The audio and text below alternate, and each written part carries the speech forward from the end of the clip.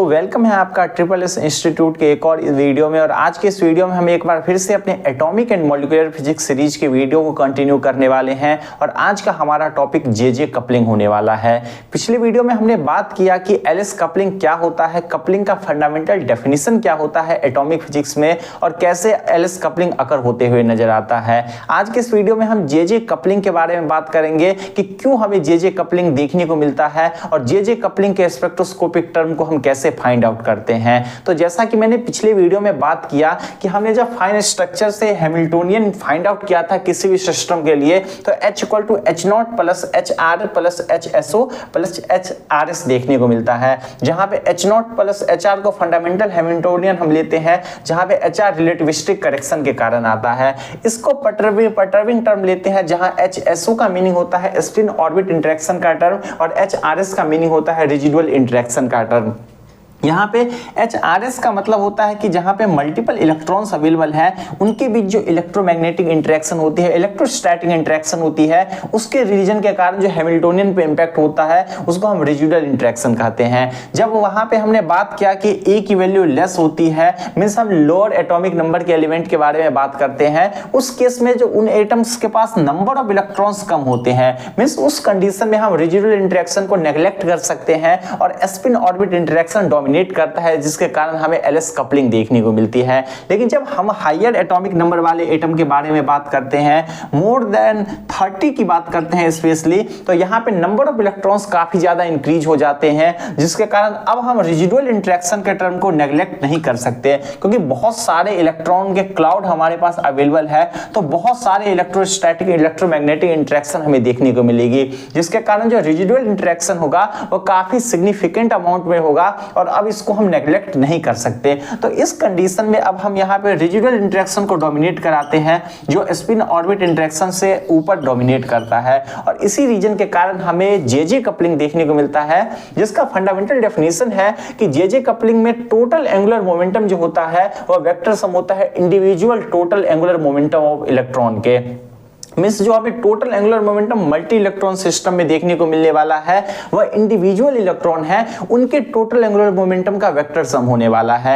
यहाँ पे मैंने पहले भी बोला कि एलिस कपलिंग की बात की जाए, जे कपलिंग की बात की जाए, कपलिंग का फंडामेंटल टर्म हम ऑलवेज तभी यूज करते हैं जब हम मल्टी इलेक्ट्रॉन सिस्टम के बारे में बात करते हैं, जहाँ पे एक से ज्यादा इलेक्ट्रॉन अवेलेबल है वहां पे हम बात करते हैं और कपलिंग को हम इंट्रोड्यूस करते हैं। तो इसी तरीके से यहाँ पर भी जे कपलिंग में एक सिंगल इलेक्ट्रॉन के लिए जो टोटल एंगुलर क्वांटम नंबर जे होता है, जिसको हम स्मॉल जे से शो करेंगे, उन सबको यदि वेक्टर सम कर दिया जाए तो हमें टोटल एंगुलर मोमेंटम देखने को मिलता है, जिसे हम कैपिटल जे से शो करते हैं, और वही जे कपलिंग होता है। तो अब हम वन बाय वन एग्जांपल से देखेंगे कि कैसे जे कपलिंग के टर्म को हम फाइंड करते हैं और कैसे जे कपलिंग को हम अप्लाई करते हैं।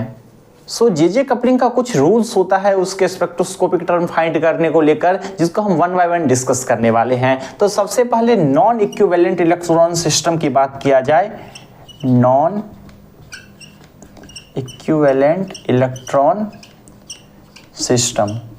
यहाँ पे अगर हमारे पास दो डिफरेंट जे अवेलेबल है इंडिविजुअल इलेक्ट्रॉन के लिए, J1 एंड J2, तो यहाँ पे हम टोटल जो एंगुलर मोमेंटम जे को डिफाइन करते हैं वो J1 minus J2 to J1 plus J2 होता है।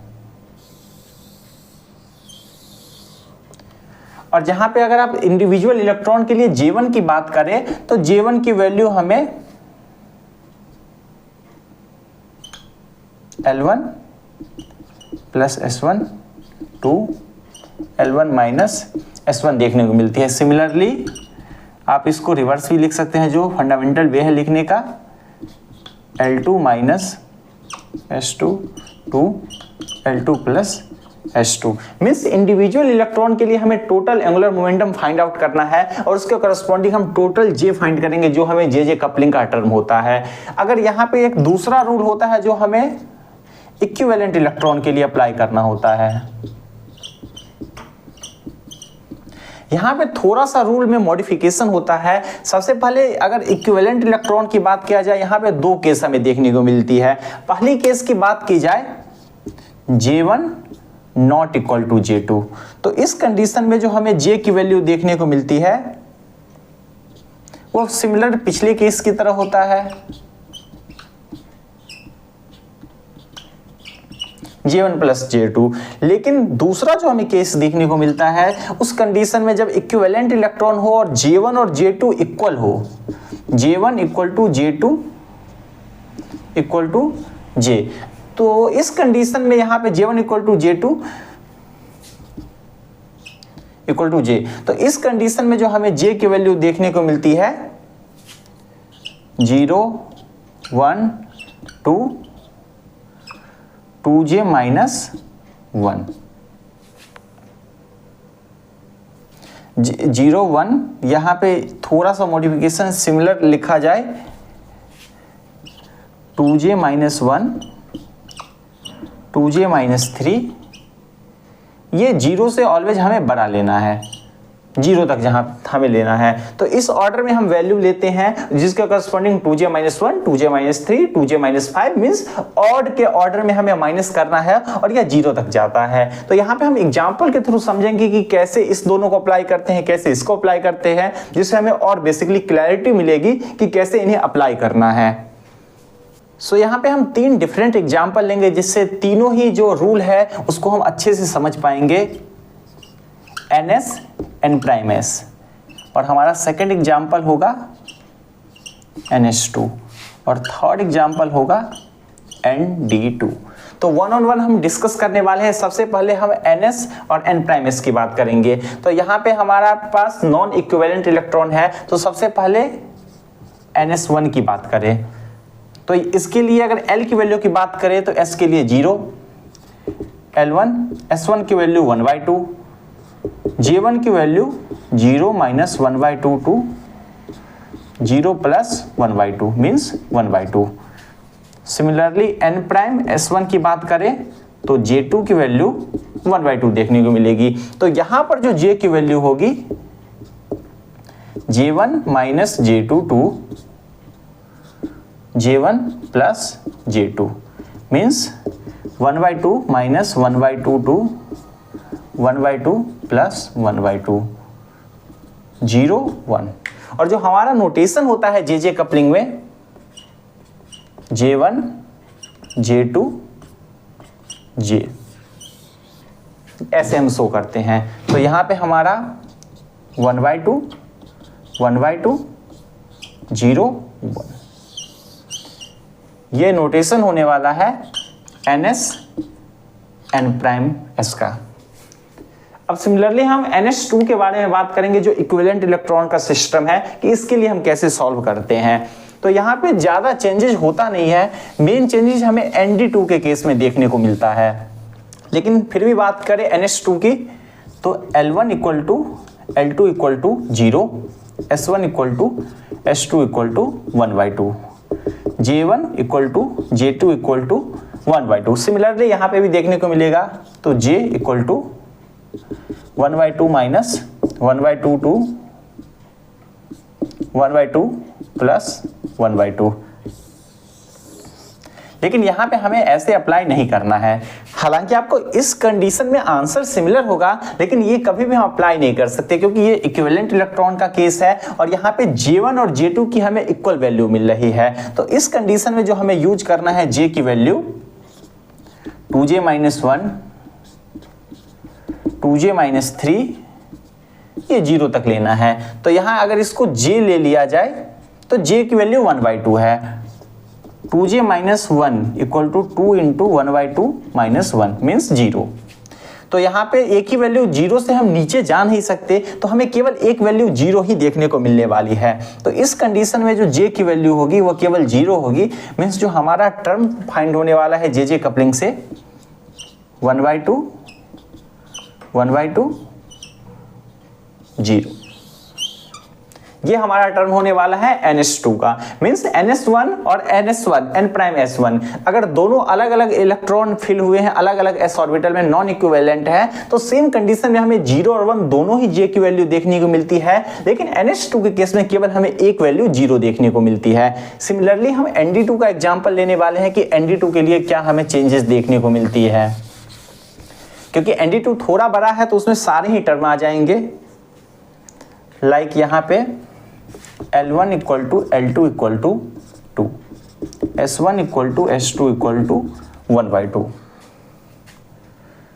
J1 equal to J2 equal to 2 minus 1/2 to 2 plus 1/2, 3/2, 5/2।